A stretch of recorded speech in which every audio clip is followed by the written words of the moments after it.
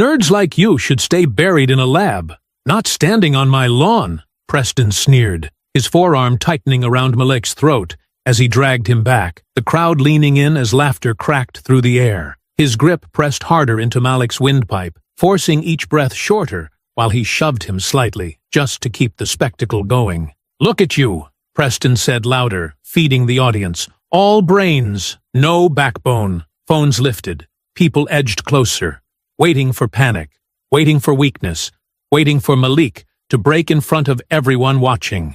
But Malik didn't collapse. His stance shifted instead. Feet grounding, balance locking in, his breathing staying controlled even as the pressure tightened around his throat.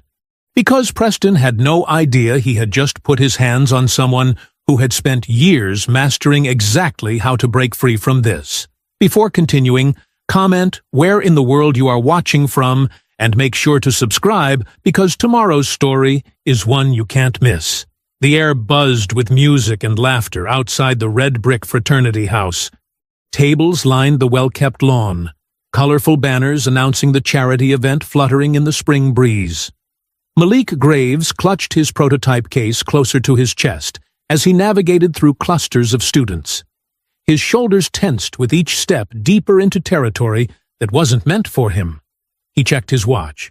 Professor Rivera's assistant would be waiting at the engineering display. Just get there, drop off the prototype, and leave. Simple enough. "Well, look who decided to crash our party." The voice cut through the chatter, sharp and mocking. Malik kept walking, his grip tightening on the black case. "Hey, scholarship! I'm talking to you!" Preston Hale stood with arms crossed, designer sunglasses pushed into perfectly styled hair. His fraternity brothers, Ty, Brock, and Owen, flanked him like bodyguards, already snickering. Malik stopped.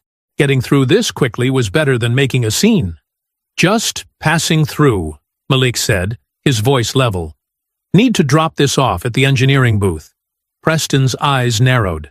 "Passing through? This is a charity event for people who actually belong here." He looked Malik up and down with exaggerated disgust. "Not for guys wearing $20 Walmart specials." Laughter rippled through the gathering crowd. Phones came up, ready to capture whatever happened next. "Those shoes, though," Ty added, pointing at Malik's worn sneakers. "Did you get those at a garage sale or the actual garbage?" More laughter. Malik's face burned, but he kept his expression neutral. The prototype in the case represented 3 months of work. Precision circuitry that could be damaged with rough handling. He couldn't risk it. "I need to get this delivered," Malik said, stepping sideways. Preston moved to block him. "Did I say we were finished talking? Because I don't think I did." Across the lawn, Nia Powell emerged from between 2 parked cars, stopping short when she spotted the confrontation.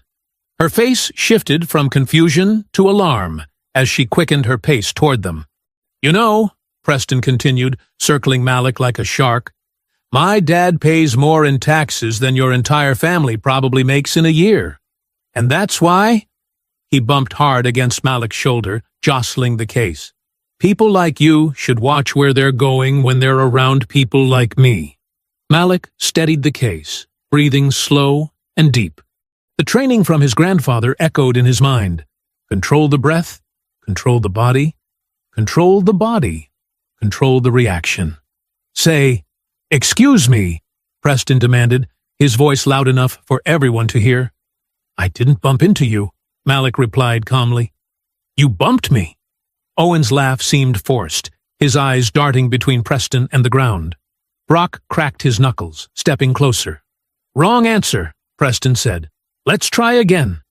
Say, 'Excuse me, sir,' like someone taught you some manners." Phones recorded everything now. Students gathered closer, forming a loose circle. A few alumni in blazers watched from near the fraternity house steps, drinks in hand. Malik tried once more to step around Preston. "I need to deliver this." Preston stepped in front of him again, his face inches from Malik's. "You don't move until I say you can move." Malik stood perfectly still. He could feel his heart pounding, but kept his breathing steady. This wasn't fear. It was the discipline his grandfather had drilled into him since childhood, the same discipline that had earned him his scholarship, that had carried him through 3 years at a university where he'd always been an outsider. "Come on, man," someone called from the crowd. "Let him through." Preston's eyes flashed with anger at the interruption. He turned to the crowd with an exaggerated grin, playing to his audience. "You guys want to see something funny?" Preston called out. Before Malik could react, Preston spun behind him. A strong arm locked around Malik's throat, pulling him back against Preston's chest. The chokehold tightened, cutting off air. "Say it now," Preston laughed, tightening his grip. "Excuse me, sir." Malik struggled to keep hold of the prototype case, while his free hand instinctively rose to Preston's arm. The crowd's laughter mixed with a few uncomfortable murmurs. Ty howled with laughter, phone raised to capture everything. Brock's meaty hands clapped in approval. "That's how you handle trespassers," Preston announced to his audience, as Malik's vision began to blur at the edges. Owen's laughter faded first, his eyes widening with unease as Malik's face darkened from the pressure on his throat. The pressure around Malik's throat tightened.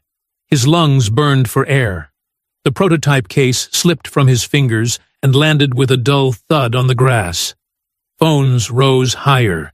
Eager faces waited for Malik to beg, to struggle helplessly. Preston's arm flexed, cutting off more air. Malik heard laughter through the blood rushing in his ears.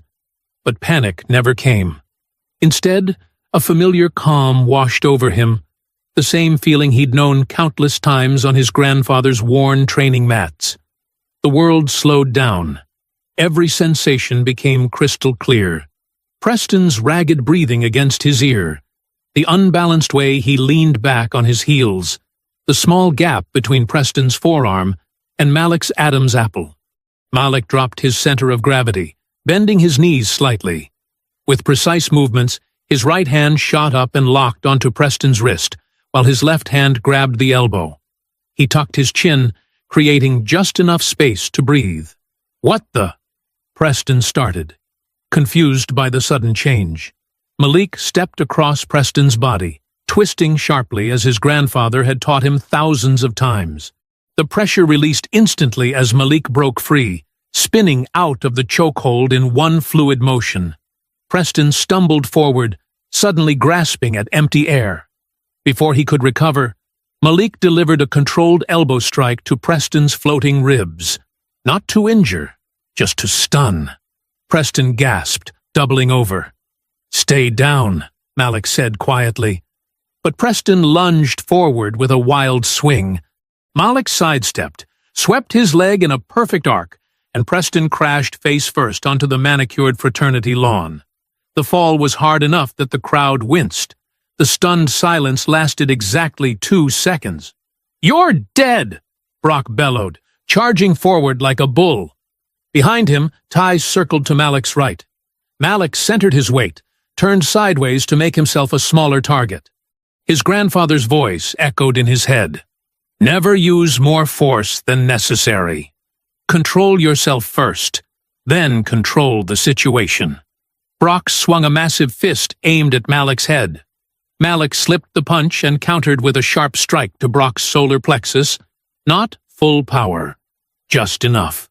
Brock's breath exploded out of him as he stumbled back, eyes wide with shock. Ty attacked from the side, thinking he'd caught Malik off guard. Malik pivoted and delivered a precise low kick to Ty's outer thigh. The leg buckled immediately. A temporary dead leg, painful but harmless. Ty staggered, cursing. Brock recovered enough to charge again, arms wide for a tackle. Malik stepped forward instead of back. Another lesson from his grandfather. Move toward danger with purpose, not away in fear. He met Brock's charge with a palm heel strike to the center of his chest, redirecting the bigger man's momentum upward.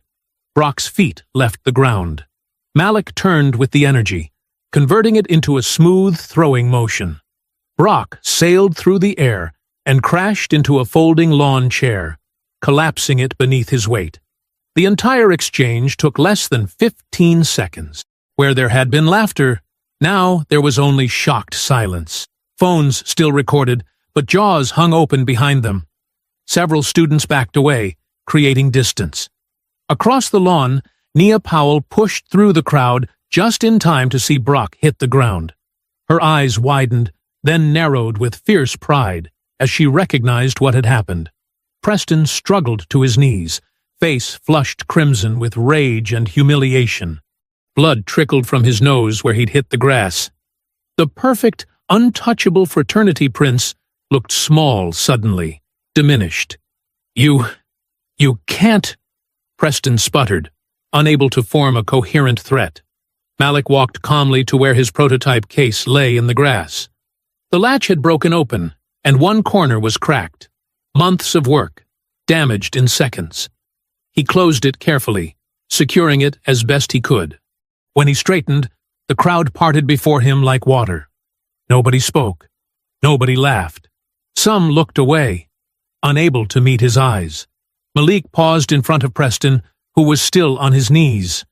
Their eyes locked, Preston's filled with hatred and shock, Malik's steady and clear. Without a word, Malik turned and walked across the lawn toward the engineering building. Each step was measured and calm, his breathing controlled despite the adrenaline coursing through his body. The silence followed him all the way to the edge of the fraternity lawn, where Nia waited, a small smile playing at the corners of her mouth. Minutes later, Malik and Nia left the fraternity lawn and crossed campus toward the engineering building. An angry red mark was forming around Malik's neck, where Preston's arm had dug in. His hands trembled slightly, adrenaline still coursing through his system. The prototype case hung at his side, a jagged crack running along one corner where it had hit the ground. "You okay?" Nia asked, eyeing the bruise forming on his neck. "I'm fine." Malik's voice was steady, but his jaw remained tight. "That was—" Nia shook her head. "I've known you 3 years and never seen you do anything like that." "Never needed to." Malik adjusted his grip on the damaged case. "My grandfather always said skill without restraint is just violence." They pushed through the double doors into the engineering building's main hall. The air conditioning hit them immediately, a sharp contrast to the humid spring air outside. 14 years of training, Malik said quietly. "That's the first time I've used it outside the dojo." In the lab, Nia grabbed the first aid kit, while Malik gently placed the damaged prototype on the workbench. The clear plastic case revealed the delicate sensor array inside, their team's entry for the sustainability grant competition.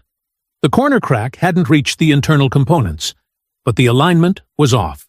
"Let me look at your neck," Nia said, opening an alcohol wipe. Malik waved her off. "The prototype first. I still need to meet Dr. Lowell's assistant in 30 minutes. "Your scholarship won't vanish if you're 10 minutes late," Nia argued, but handed him a small screwdriver instead of pushing further. As Malik carefully realigned the sensor array, their phones buzzed simultaneously. Then buzzed again, and again. "What the hell?" Nia pulled out her phone. Her expression darkened instantly. "Oh no." "What is it?" Malik looked up from the workbench. Nia turned her screen toward him.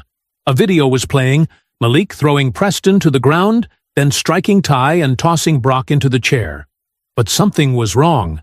The footage started after Preston had already attacked. There was no chokehold, no taunting, no context. Just Malik seemingly attacking 3 students without provocation. "Who posted this?" Malik's voice was quiet, dangerous. "It's everywhere." Nia scrolled through messages. Instagram, Twitter, the campus social page. "It's spreading like crazy." Malik's phone continued buzzing. He finally looked down at the notifications flooding his screen. "Did you see what Graves did?" "Scholarship, kid," just snapped. Always knew that guy was trouble. "This is edited," Malik said, his voice tight. "They cut out Preston attacking me." "Of course they did." Nia slammed her phone down. "We need to post the real version right now." "Nobody else was filming from our angle," Malik said. "The crowd was behind Preston." Nia paced the small lab. "I'm going to blast these liars." Your scholarship, your reputation. That's exactly what I'm worried about. Malik closed his eyes briefly. If I fight this the wrong way, I lose everything I've worked for. So what? We just let them lie? Malik's phone pinged with a new notification. An email from Student Conduct. Mr. Graves, your presence is required at a disciplinary hearing tomorrow at 9 a.m. regarding reports of aggressive behavior at today's charity event. Please prepare to discuss the incident. Malik showed the screen to Nia. Her face flushed with anger. This is bullshit. Complete bullshit. A message notification appeared on Nia's phone from an unfamiliar number.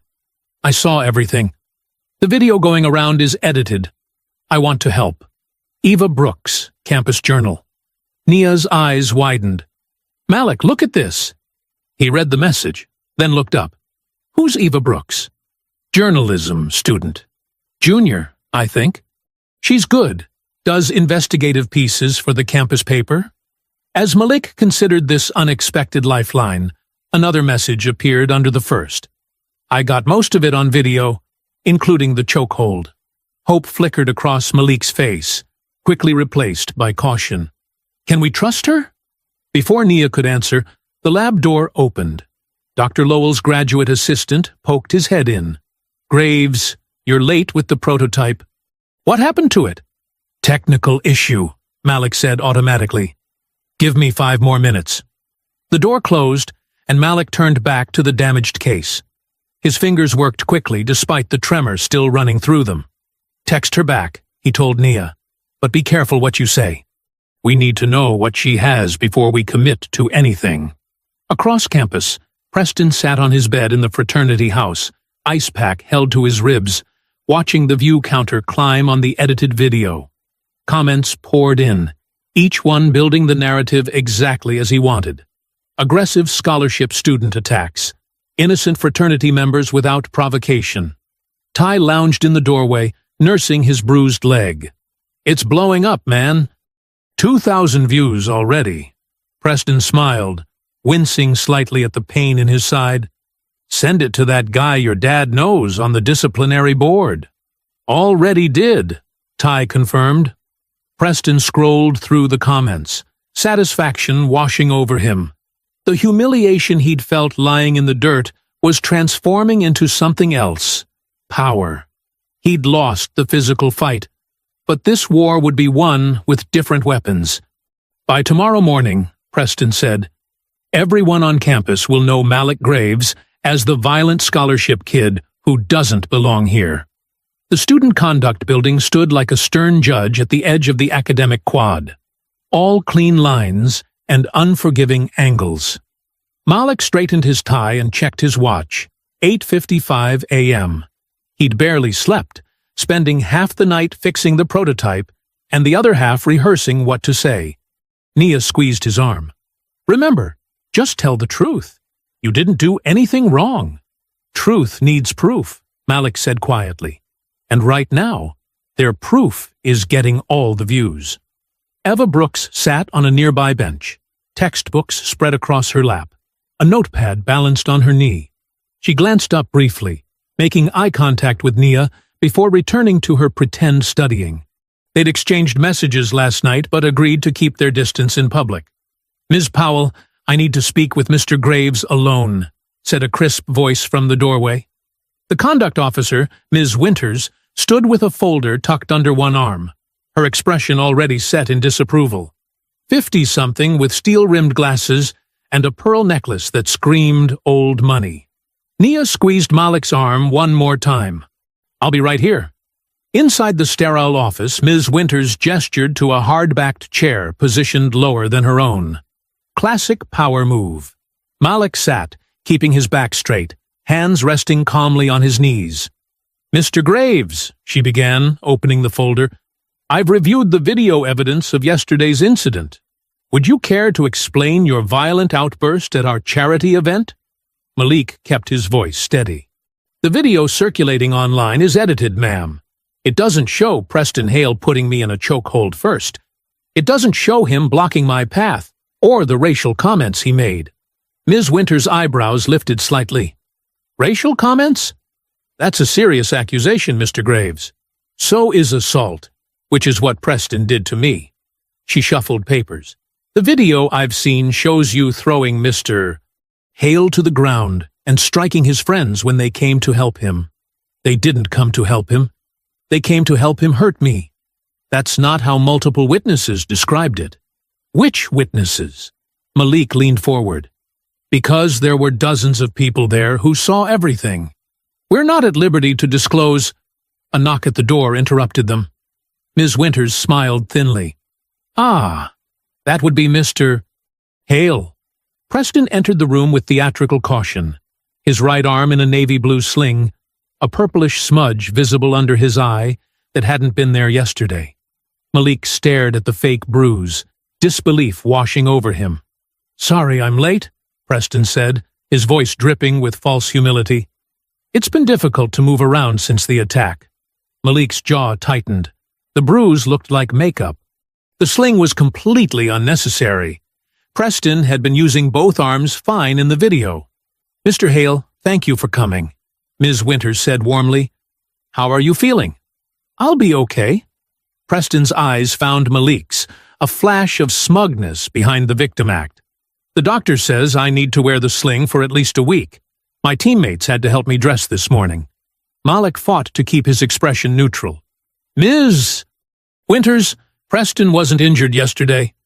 That bruise wasn't there when he attacked me. Attacked you? Preston's voice rose in practiced indignation.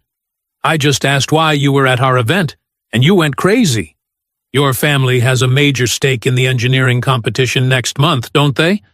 Malik said suddenly, watching Preston's face. Ms. Winters frowned. That's hardly relevant. It is relevant, Malik insisted.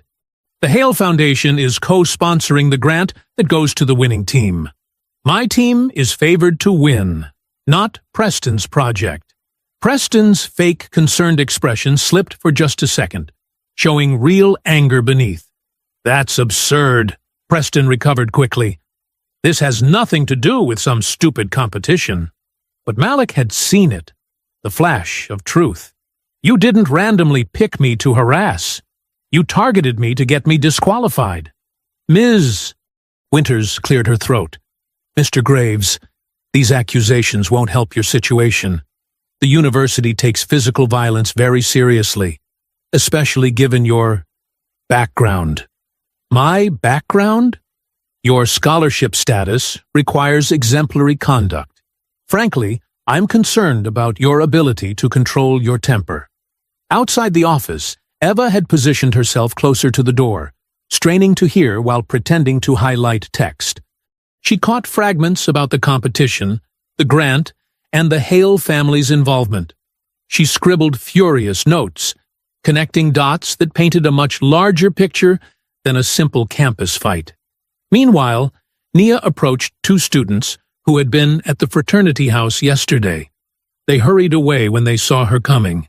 A third student, more brave than the others, whispered, I saw what really happened, but I can't get involved. My dad works for Hale Industries. By the time Malik left the meeting, his face was a mask of controlled anger. The conduct officer had scheduled a formal hearing for next week and strongly suggested he stay away from campus events in the meantime. How bad? Nia asked when they were alone. Bad, Malik said. They're making it about my aggression, not his assault. And it's bigger than just Preston being a jerk. This is about the competition. That evening, exhausted and frustrated, Malik trudged up the stairs to his third-floor dorm room. From 20 feet away, he could see something was wrong. As he got closer, his stomach dropped. The door was smeared with what looked like thick black grease in ugly streaks.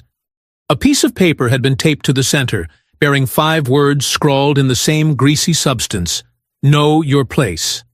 Later that same evening, Malik stood outside his dorm room, scrubbing the greasy black mess from his door with a rag soaked in cleaning spray. His muscles ached from the effort, but each stroke felt like erasing Preston's smirk. Nia paced the hallway, keeping watch for anyone who might try to catch Malik alone. This is straight-up harassment, Nia said, her voice tight with anger. We need to report this. Malik laughed without humor. To who? The same people who think I'm the problem? To me, for starters. They both turned to see Eva Brooks walking toward them, her messenger bag slung across her body, phone in hand. She nodded at Nia, then faced Malik directly. I've been working on something, Eva said, pulling out her phone. I was recording when everything started yesterday. Not the whole thing, but enough. She played a video that showed Preston circling Malik, bumping his case and blocking his path. The audio was clear. What's a scholarship boy doing on our lawn? The video ended just as Preston moved behind Malik. It cuts off before the chokehold, Eva admitted. But it proves he was harassing you, not the other way around. Malik's shoulders dropped slightly. It helps, but it won't be enough. I know. That's why I'm looking for more footage. Someone else must have recorded the whole thing. Nia studied Eva. Why are you helping? No offense, but most people are running the other direction. Because I've seen how the Hales operate, Eva said.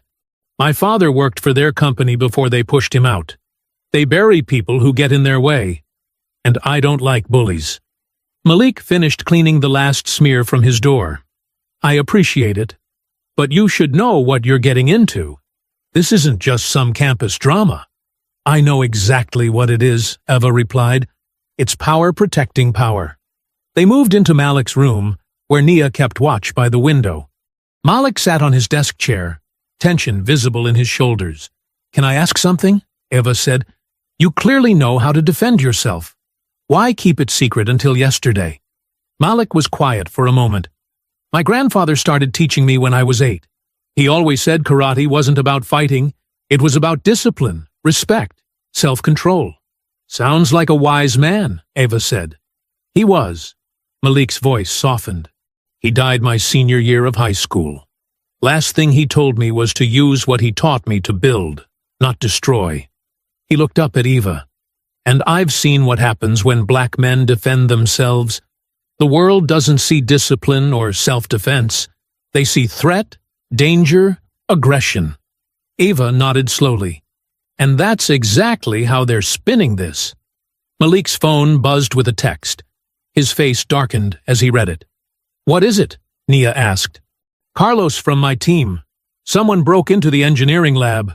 Our prototype files have been tampered with. Nia was already grabbing her jacket. We need to go. Now. The three of them hurried across campus to the engineering building. The lab was still unlocked, with Malik's teammate Carlos inside, looking panicked. I came to run some test protocols, Carlos explained, but the sensor array is completely messed up. Someone recalibrated everything and deleted the backup files. Malik examined the damage, his movements quick and precise. The main sensor unit, the heart of their project, had been physically damaged, with several connections pulled loose and one chip cracked. This wasn't an accident, Malik said quietly. They knew exactly what to break. As they worked to assess the damage, a shadow appeared in the doorway. Owen Mercer stood there, shifting uncomfortably. Hey, he said, not quite meeting Malik's eyes. I heard about what happened with your project. Nia stepped between them. How exactly did you hear about that? Owen hesitated. Look, I just wanted to say, Preston's really pissed about yesterday. He's not done. That's all I came to tell you. Is that a threat? Eva asked, already recording with her phone. It's just information, Owen said, backing away. Do what you want with it. After he left, Malik, Nia, and Carlos worked through the night to repair what they could. Eva made calls to contacts, trying to track down anyone else who might have recorded the original incident. Near dawn, with the first hints of sunlight creeping through the lab windows, Malik submitted a temporary repair plan to their faculty advisor. His eyes burned from exhaustion, but they'd managed to salvage most of the critical components. His phone pinged with a new email. Malik opened it, then went completely still. What now? Nia asked. Malik handed her the phone. The email was from the engineering department chair. Suspension from competition under review. The next morning, after almost no sleep, Malik leaves the lab for class under a campus cloud of rumors, disciplinary pressure, and open hostility. The campus felt different now. Malik felt eyes tracking him as he crossed the quad toward his advanced materials class. Two girls who normally smiled at him suddenly found their phones fascinating as he passed. A guy from his freshman orientation group, someone he'd helped with calculus last year, crossed to the other side of the walkway. "Just keep walking," Nia muttered beside him. She hadn't left his side since they'd left the lab at dawn. Don't give them anything to talk about. But they were already talking. Snippets of conversation floated his way. Just snapped. Always the quiet ones. Could have killed him. The classroom wasn't any better. As Malik took his usual seat, students who normally sat nearby shifted to different desks. The empty chairs around him felt like a physical barrier, marking him as something contagious. Professor Whitman paused beside his desk after lecture. "Mr. Graves, a word." Malik nodded, already bracing himself. "I've always considered you one of our department's finest," Whitman said quietly. "But this situation is concerning. The department can't afford further incidents." "Professor, I was defending myself. Preston Hale attacked me first." Whitman's expression hardened slightly. "That's not what the videos show. And regardless of how it started, escalation only makes things worse. For everyone, but especially for you." The message was clear. The burden was on Malik, not Preston. The rules were different. Between classes, Nia walked with him like a bodyguard. "Another one," she said, showing him her phone. Anonymous accounts kept posting in campus groups. "Watch your back, Graves," and "Scholarship thugs don't belong here." "This is insane," Malik said. "How is Preston getting away with this?" "Money talks," Nia replied. "And the Hales have been talking to this school for generations." Across campus, Eva Brooks was hitting walls. She approached a student who had been standing near the front during the confrontation. "I was there," the girl admitted. "Preston was being awful. He even told us beforehand he was going to make an example of that scholarship kid who thinks he's better than everyone." Eva started recording. "Would you be willing to state that on record?" The girl nodded, then glanced over Eva's shoulder. Her face changed. "Actually, I think I remembered wrong. I wasn't that close." Eva turned to see one of Preston's fraternity brothers watching them, smiling coldly. By afternoon, Malik noticed a campus security officer following at a distance, watching his movements while ignoring the group of fraternity members laughing loudly outside the student center. As he crossed the maintenance area behind the science building, a deep voice called out, "They got you marked, don't they?"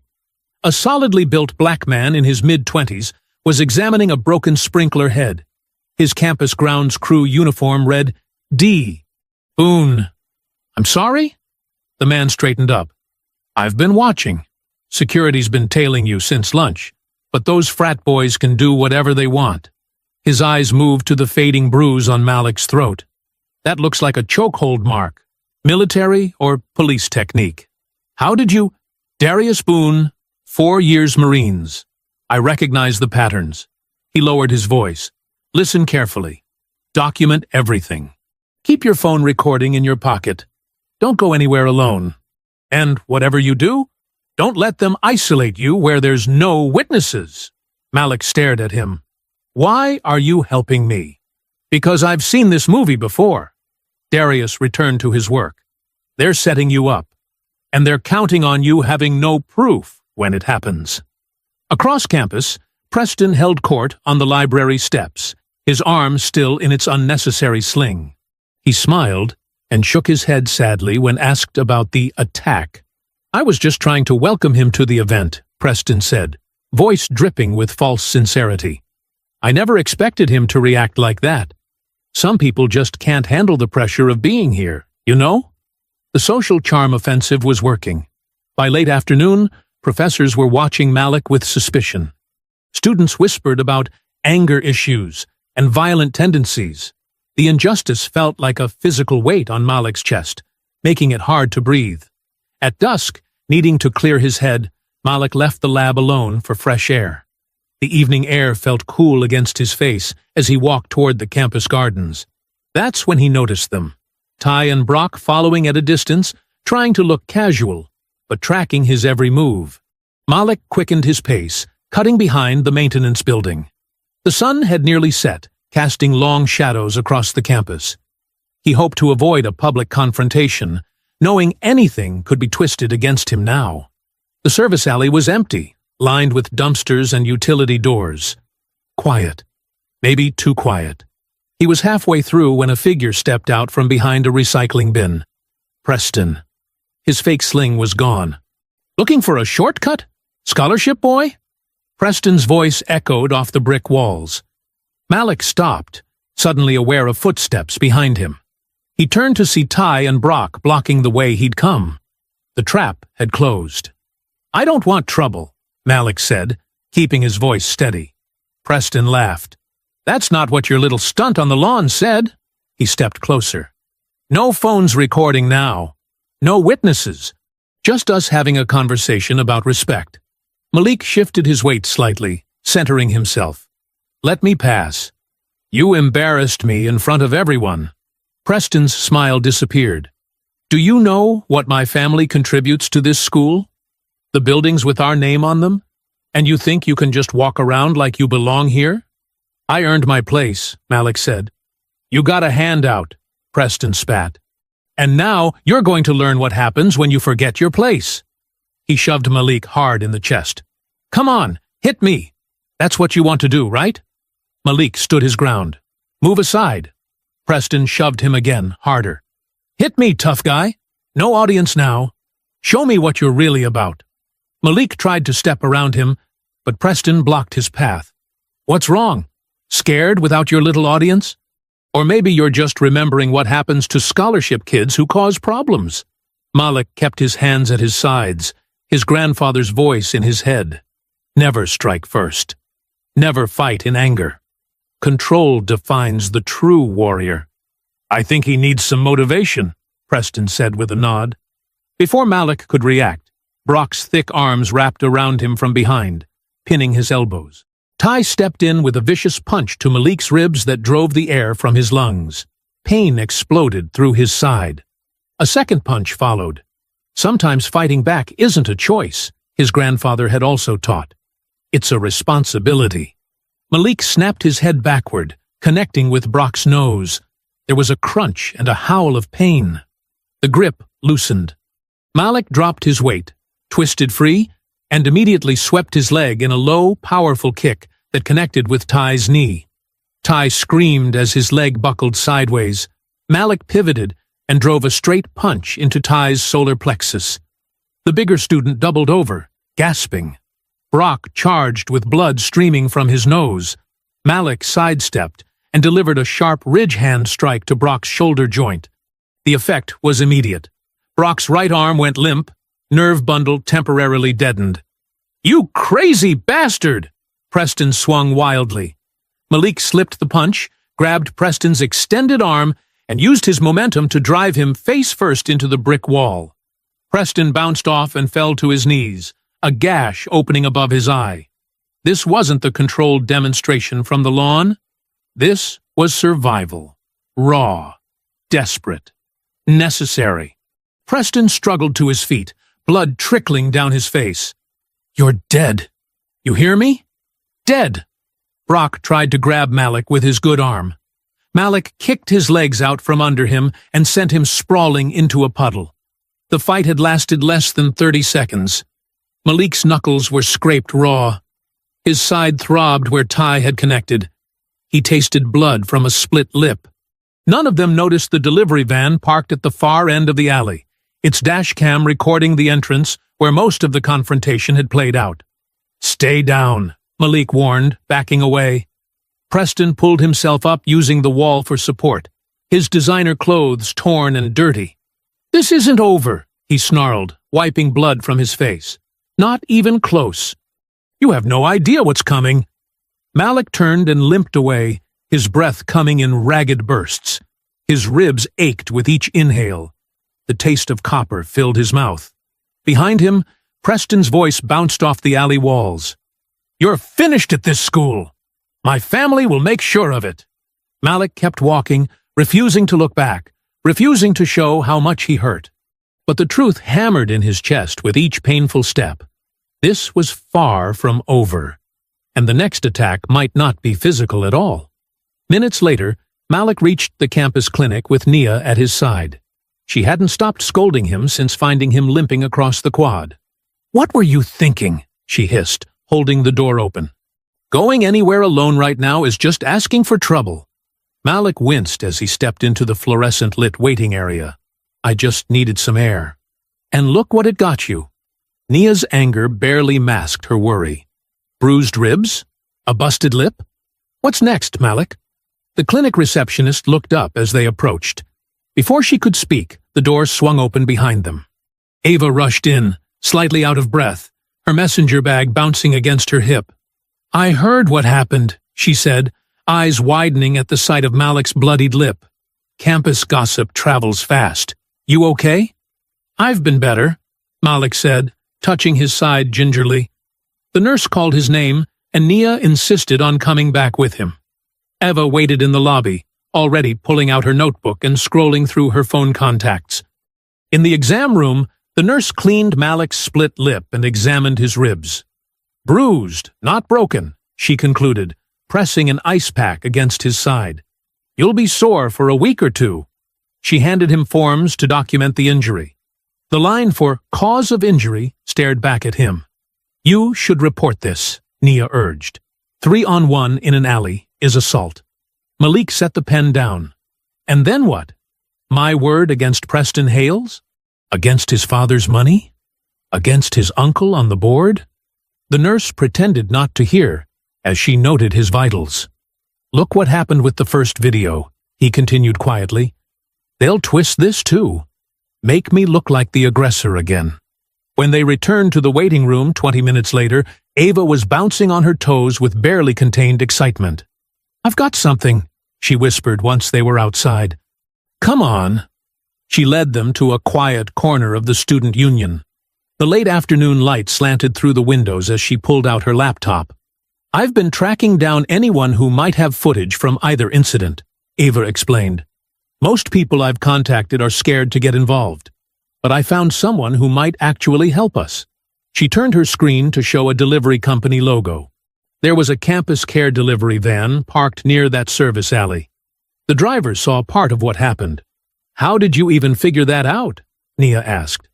Eva smiled. "I checked the campus delivery schedule. Then I called the company claiming to be from campus security looking for witnesses to vandalism in that area." "That's impressive," Malik admitted. "But here's the real breakthrough," Ava continued, her voice dropping lower. The same driver was making a delivery across from the fraternity house during the first incident. His dash cam was running the whole time. Malik straightened, wincing at the pain in his side. "He has footage of the chokehold?" "I think so. I convinced him to meet me tomorrow morning. He's nervous about getting involved, but I promised we'd keep him anonymous." Nia grabbed Eva's arm. "If he has the original footage, that changes everything." For the first time since the nightmare began, Malik felt a spark of hope. It would show Preston attacked first. It would show I only defended myself. "Exactly," Eva nodded. "No edited clips, no selective angles. Just what actually happened." "The conduct hearing is in 3 days," Nia said. "If we can get this footage before then." Malik leaned back, the ice pack still pressed to his ribs. "Let's not get ahead of ourselves.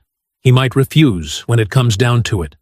"Always planning for the worst," Nia shook her head. "It's kept me alive so far," Malik replied. Eva closed her laptop. "The driver seemed decent. Said he didn't like what he saw happening to you." "There are good people out there," Nia insisted. "Not everyone is Preston or his goons." The next morning, Eva texted them to meet at the campus coffee shop. She was already sitting with a middle-aged man in a delivery uniform when they arrived. "This is Marcus," Eva introduced them. "He's agreed to let us see the footage." Marcus nodded solemnly. "What those boys did wasn't right. My son's your age. If someone did that to him..." He pulled out a small flash drive. "I made a copy. The company keeps these recordings for insurance purposes." Eva connected it to her laptop. The video showed the fraternity house from across the street.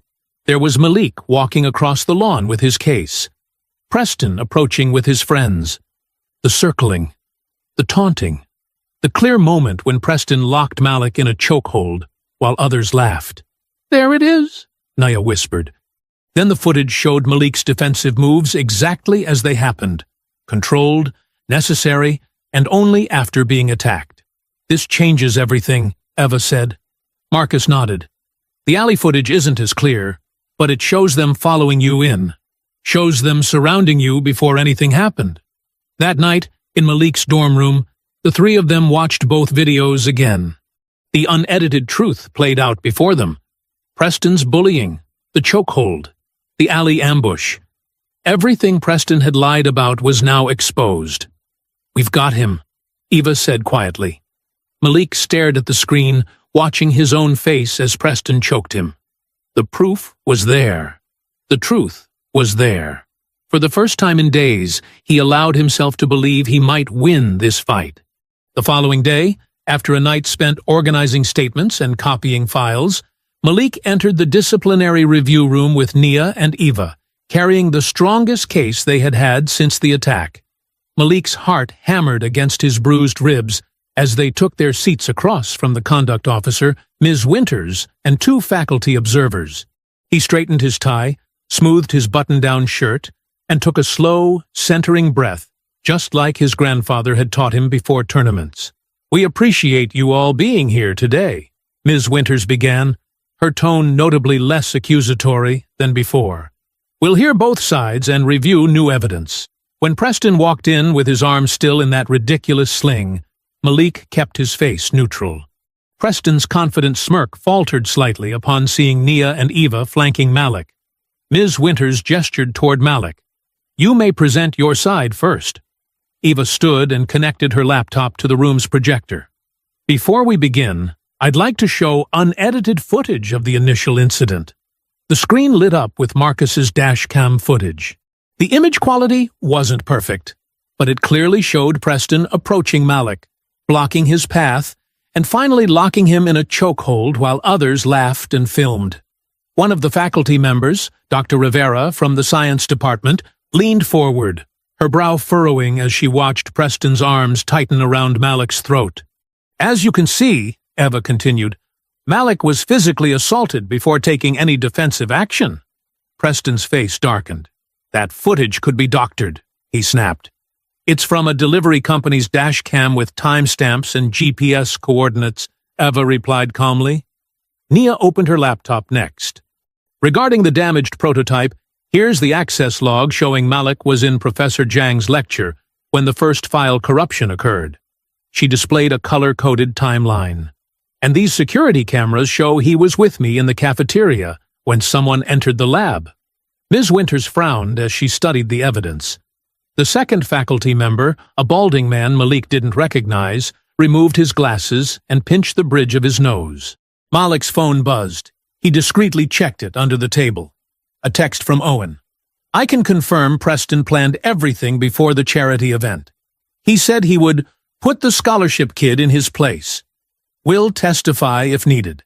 Malik passed the phone to Eva, who nodded slightly. "We also have a witness willing to testify that this was premeditated," Eva added. Preston's face flushed red. His lawyer-like composure cracked as he stood up. "This is ridiculous. He attacked me in front of everyone. Ask my brothers." "The ones who helped edit the videos?" Nia challenged. "Mr. Hale, please sit down," Ms. Winters ordered. For the first time since this nightmare began, Malik felt the scales tipping. Dr. Rivera kept glancing between the footage and Preston, her expression hardening. The balding faculty member was taking detailed notes. Even Mrs. Winters seemed unsettled by the chokehold video playing on loop. Malik allowed himself to imagine rejoining the competition. His team needed him. The prototype could still be fixed. His scholarship would be secure. Maybe he could even walk across campus without looking over his shoulder. "I believe we've seen enough to reconsider the initial complaint," Dr. Rivera said. "The evidence clearly shows Mr. Graves defending himself after being assaulted." Ms. Winters nodded reluctantly. It does appear the situation is more complicated than initially reported. Preston's lawyer's smooth facade completely crumbled. You can't possibly believe this. My father— Mr. Hale, Ms. Winters cut him off sharply. Your father's position is not relevant to these proceedings. The room fell silent. Malik exchanged a look with Nia, a fragile hope blooming between them. Ms. Winters shuffled some papers. Before we reach any conclusion, I should inform you all that new evidence has been submitted regarding a second altercation in the service alley behind the maintenance building. Preston's rage transformed instantly into a cold smile. Given the serious nature of this new information, Ms. Winters continued, we'll need to pause these proceedings to review it properly. What new evidence? Malik asked, his stomach dropping. Security footage, Ms. Winters replied. I can't discuss it further at this time. The meeting ended abruptly. As they gathered their materials, Malik felt the brief window of hope closing. Whatever Preston had planned, it was already in motion. Outside the office, Nia squeezed his arm. We're not done fighting. Eva nodded firmly. The truth is still the truth. Before Malik could respond, two campus security officers approached. Mr. Graves, we need you to come with us. What for? Nia demanded. Just routine questions, one officer said, not meeting Malik's eyes. As they escorted him away, Malik glanced back and saw Preston watching from the doorway, his face a mask of cold satisfaction. The security officers led Malik into a small conference room with gray walls and a single window. Dean Rodriguez and Ms. Winters sat at the table alongside a tech support staff member Malik didn't recognize. A laptop was open between them. Mr. Graves, please sit down, Dean Rodriguez said, his voice flat. Malik took the empty chair, his muscles tense. The security officers remained by the door. Ms. Winters cleared her throat. We've received some troubling footage that contradicts your version of events in the service alley. She turned the laptop toward him. On screen, a grainy security camera video played. The angle showed only the mouth of the alley, catching Malik throwing Brock against the wall and driving a palm strike into Ty's chest. The camera missed the critical first moments, Preston's taunts, Brock grabbing him from behind, the first punch to his ribs. This looks bad, Malik admitted, but it doesn't show how it started. They cornered me. They attacked first. That's not what we see here, Dean Rodriguez said. What we see is you assaulting two students with what appears to be trained fighting techniques. The delivery driver has video of the first attack, Malik insisted. His dash cam caught everything. Ms. Winters looked down at her papers. We contacted him. He's unwilling to get involved, says he might have been mistaken about what he saw. That's impossible, Malik said, his voice rising. Eva spoke to him. He confirmed. Mr. Martinez has withdrawn his statement, Ms. Winters interrupted. He feels pressured and doesn't want trouble. Malik's phone buzzed. A text from Eva. My editor killed the story. Said the Hales called the journalism department. I'm so sorry. Before he could process this, Dean Rodriguez slid another folder across the table. We've also discovered something else during a routine technology audit. The tech specialist turned his laptop around. These files were found on a USB drive in your laptop bag in the engineering lab. They contain proprietary research data from another team's project. Malik stared at the screen in disbelief. That's not possible. I never took those files. Someone must have planted them. The access logs show your credentials, the tech specialist said. Anyone could have used my login if they had access to my bag, Malik argued. I never stole anything.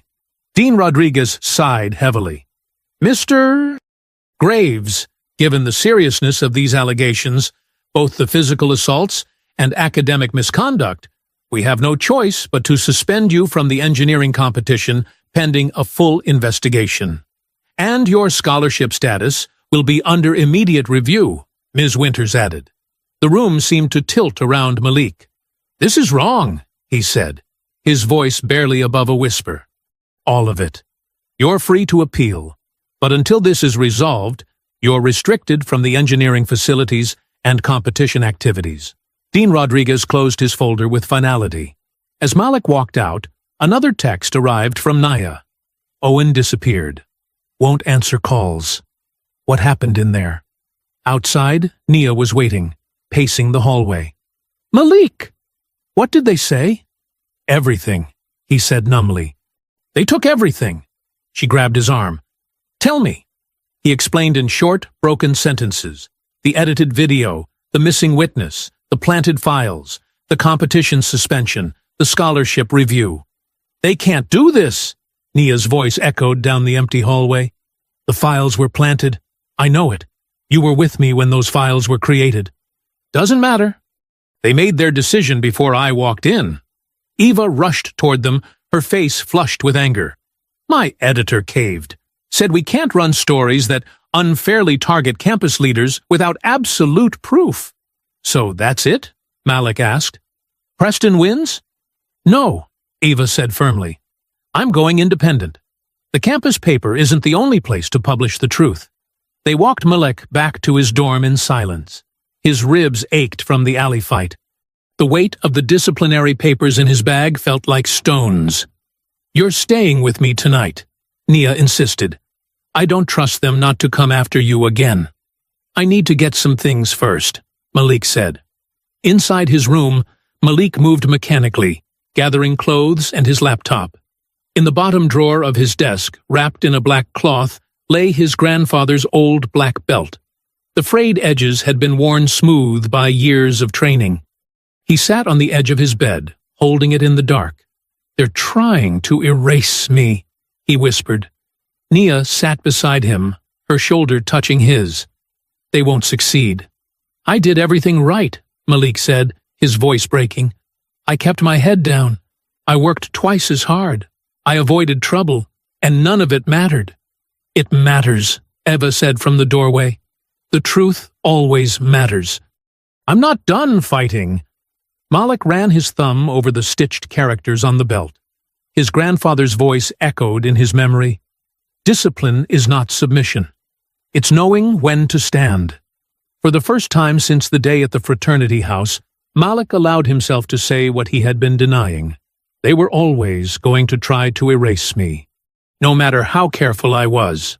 Early the next morning, after a sleepless night, Malik was packing his clothes into a duffel bag when someone pounded on his door.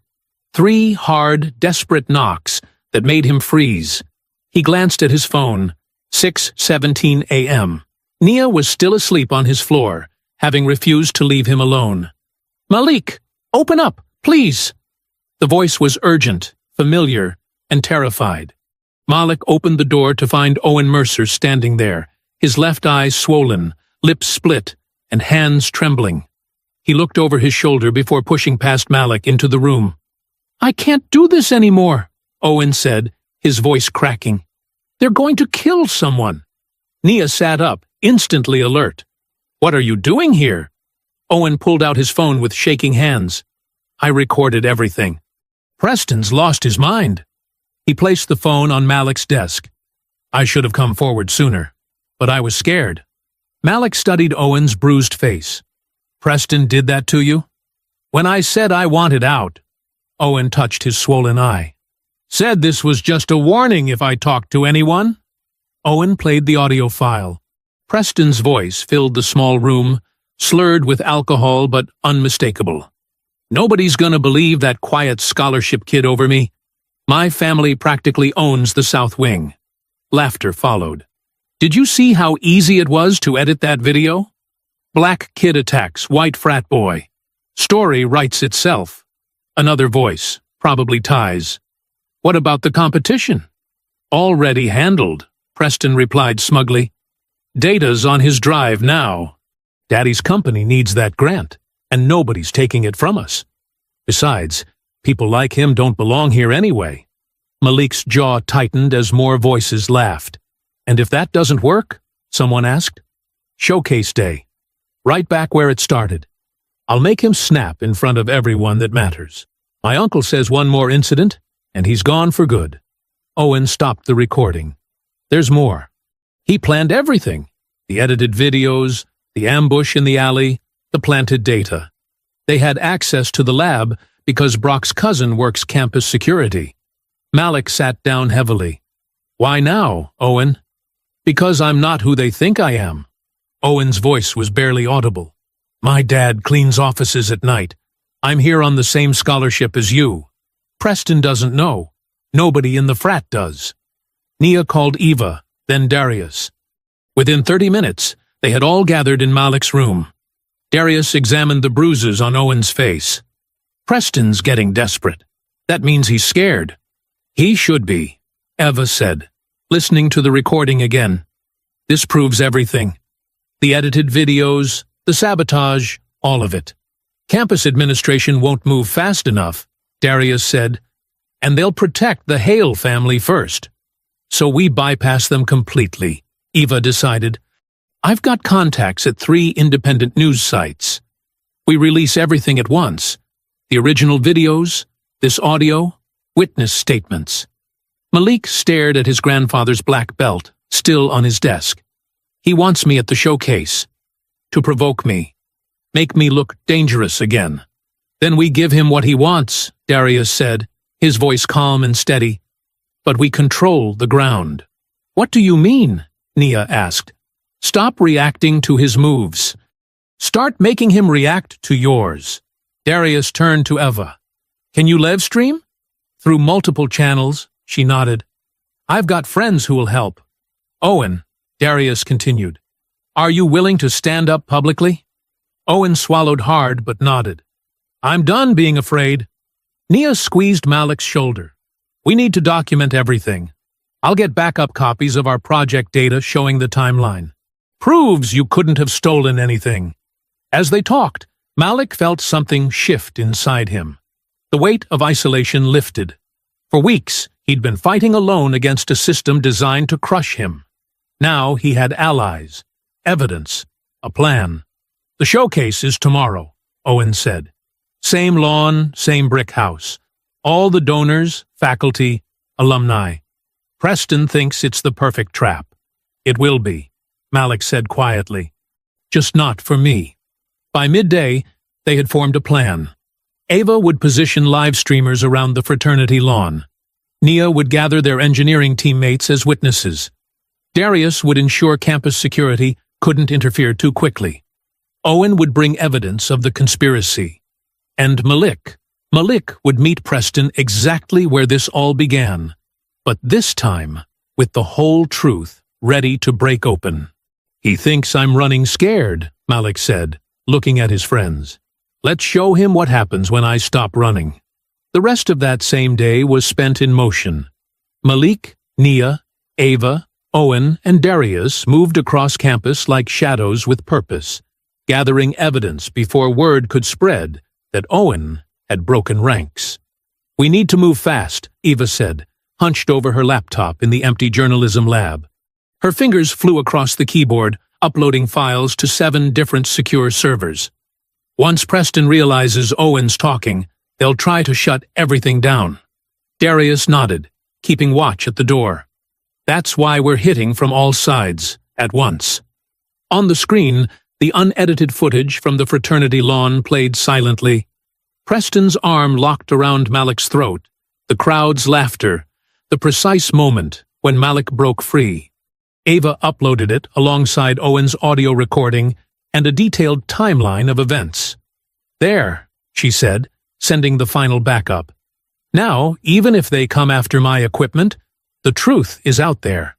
Too many places to bury it all. Across campus, Nia sat in the engineering department's server room with 2 trusted classmates who had witnessed the project sabotage firsthand. Look at these access logs, she pointed to the screen. Malik was in advanced materials class when someone accessed his station. And here, she highlighted a line of code. Unauthorized login at 10:42 p.m., exactly when the stolen data was planted. Her teammate whistled. This is bulletproof, Nia.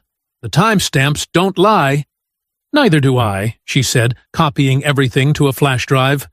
And neither does Malik. Meanwhile, Darius moved through campus with quiet efficiency, speaking to selected people who still believed in fairness. A veteran security officer who had watched Preston harass other students, a faculty member who had questioned the disciplinary process, the head groundskeeper who had seen Preston's group following Malik before the alley attack. "I need you at the showcase tomorrow," Darius told each one. "Not to intervene, just to witness. Stand where you can see everything." "You're building a wall of witnesses," the security officer realized. "I'm making sure the truth has enough eyes on it," Darius replied. While his friends secured evidence and allies, Malik retreated to an empty practice room in the student center. He pushed aside chairs, creating an open space on the worn carpet. For 20 minutes, he moved through the forms his grandfather had taught him since childhood. Not fighting shadows, but reconnecting with the discipline that centered him. "Power isn't in the strike," his grandfather had always said. "It's in knowing exactly when to strike and when to wait." Malik practiced slipping holds, deflecting momentum, and ending confrontations with minimal force. These weren't moves for a spectacle or revenge. They were techniques for survival, for stopping violence quickly when it found you. As the sun began to set, Malik sat cross-legged on the floor, eyes closed, breathing steady. He had spent weeks hoping someone in authority would see the truth and protect him. Now he understood what his grandfather had tried to tell him. Sometimes justice doesn't come from above. Sometimes you have to stand in the open and force the world to witness. Owen texted, "Preston suspects something. He's watching my dorm." "They're getting nervous," Eva said when they regrouped. "Good. Nervous people make mistakes." Nia handed Malik a folder of evidence. "Whatever happens tomorrow, the facts are documented. They can't disappear this time." "The facts were always there," Malik said quietly. "But tomorrow, everybody sees them." Back in his room, Malik packed light for the morning. Clean clothes. The evidence folder. His phone, fully charged. And from his drawer, he took out his grandfather's black belt, worn soft at the edges from years of training. Malik ran his fingers over the faded fabric, remembering his grandfather's hands tying it the day he earned it. "Remember," the old man had said, "this isn't about fighting. It's about standing your ground when the world tells you to move." As evening settled over campus, Malik tucked the black belt beneath his shirt, tying it around his waist like a private promise. Through his window, he could see the fraternity house in the distance, windows glowing amber against the darkening sky. The brick house where everything had started. The place where truth would finally break open. Outside the brick fraternity house, lanterns glowed warm against the evening sky. Donors in tailored blazers mingled with administrators, while student ambassadors served drinks from silver trays. A string quartet played near the manicured lawn where, weeks earlier, Preston had locked his arm around Malik's throat. Today, the grass was spotless, the walkways lined with flowers. The annual donor showcase represented everything the university wanted to project: excellence, tradition, and carefully maintained appearances. Malik approached from the campus path, dressed simply but neatly in a clean button-down shirt. The black belt remained hidden beneath it, a private reminder rather than a threat. Eva walked 20 paces behind him, her phone already recording in her pocket. Nia positioned herself near a cluster of engineering faculty, including the professor who had questioned the planted evidence.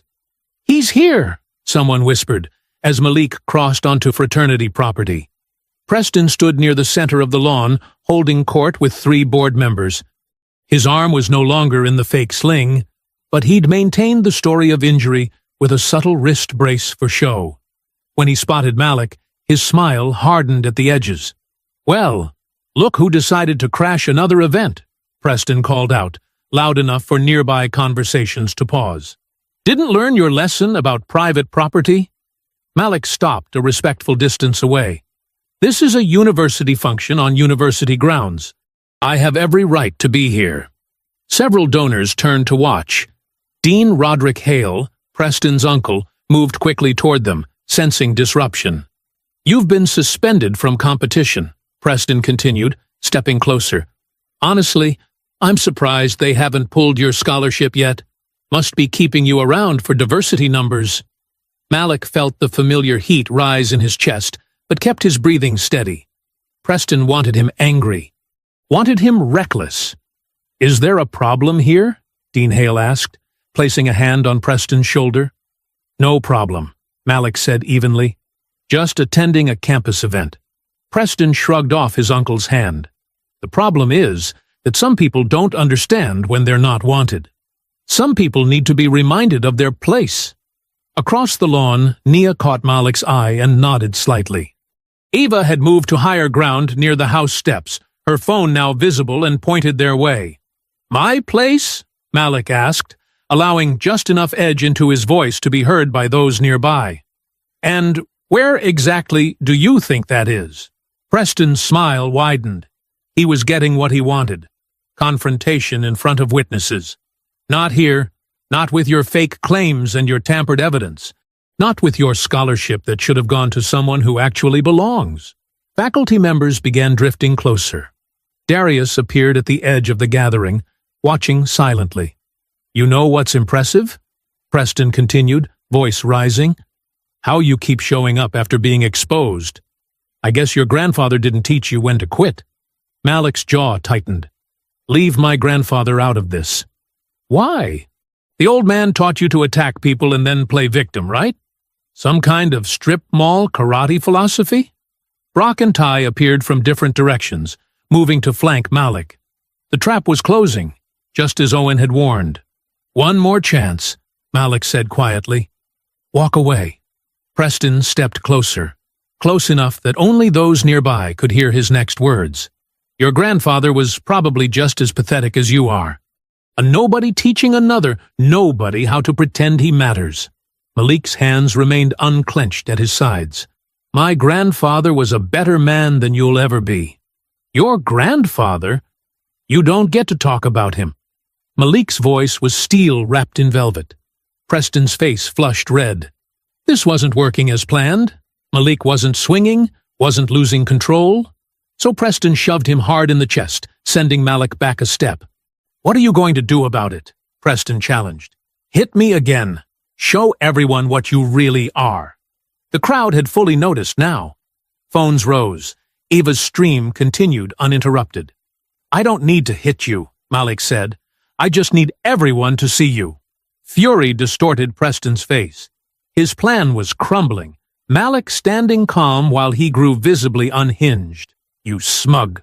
Preston swung wildly, a looping punch aimed at Malik's jaw.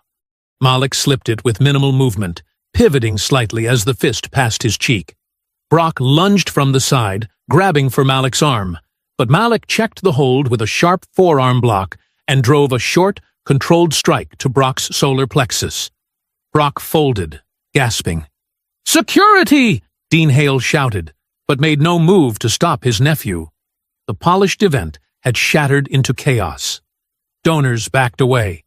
Students watched wide-eyed as the narrative they'd been fed collapsed in real time. Preston's rage consumed him. "Get him!" he roared to his remaining friends.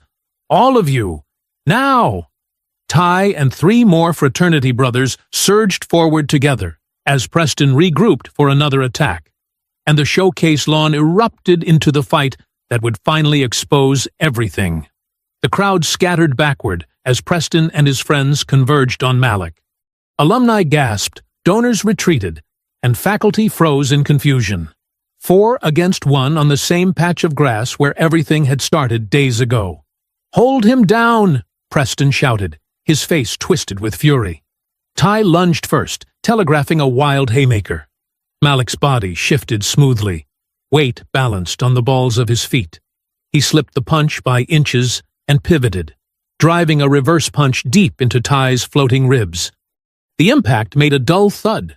Ty's breath exploded from his lungs as he staggered sideways, eyes wide with shock. Brock charged like a bull, aiming to tackle Malik to the ground. Malik dropped his center of gravity and met the charge with a raised knee, stopping Brock's momentum cold. In one fluid motion, he gripped Brock's shirt, turned his hip, and used the bigger man's forward energy to fling him into a nearby brick planter.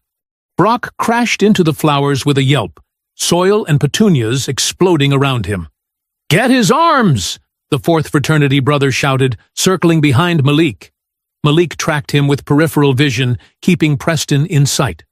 The fourth attacker lunged, wrapping his arms around Malik's torso from behind. Malik didn't panic. He dropped weight, drove a sharp elbow back into the man's ribs, then executed a spinning hip turn that broke the hold and sent the attacker stumbling.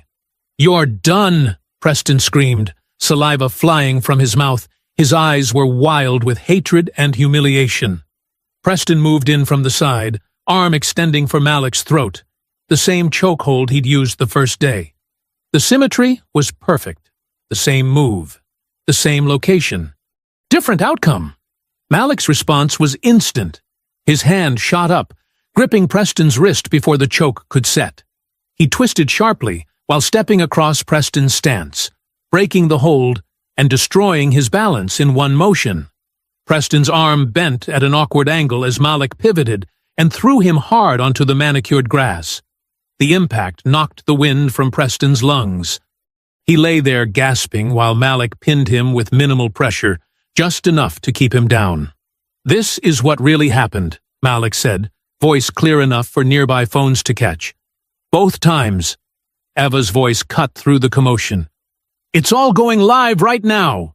She stood with her phone held high, broadcasting everything. The unedited footage from the first attack, Preston's audio confessing to the setup. Everything. Across the lawn, phones buzzed and chimed as notifications poured in. Students who had turned against Malik now watched in shock as the original video played. Preston choking Malik while laughing, the crowd joining in, the careful editing that had followed. "The university server logs," Nia announced loudly, holding up her tablet for faculty to see, showing exactly when and how the engineering data was planted on Malik's device. Time-stamped proof that Malik was in class when the files were accessed. Owen stood with them now, no longer hiding. "I heard Preston plan the whole thing. He wanted to ruin Malik's chances at the engineering competition. He's on tape bragging about it." Campus security officers pushed through the stunned crowd, followed by actual police officers Darius had quietly arranged to be present. The truth was spreading faster than anyone could contain it. "That's him," one officer said, pointing at Preston. "Assault and conspiracy charges." Preston thrashed under Malik's hold. "Do you know who my father is? My uncle runs this school." "Not anymore," Eva called out, holding up her phone. "Dean Hale's resignation is already trending. Board members are distancing themselves." The security officers pulled Preston to his feet. His face was streaked with grass and spittle, his designer clothes stained. Ty and Brock were being detained nearby, their fake confidence replaced by genuine fear. "This isn't over," Preston shouted as he was led away. "My family will—" "Your family can't edit reality anymore," Malik said quietly. The crowd that had once laughed at Malik's humiliation now stood in silent witness to something else.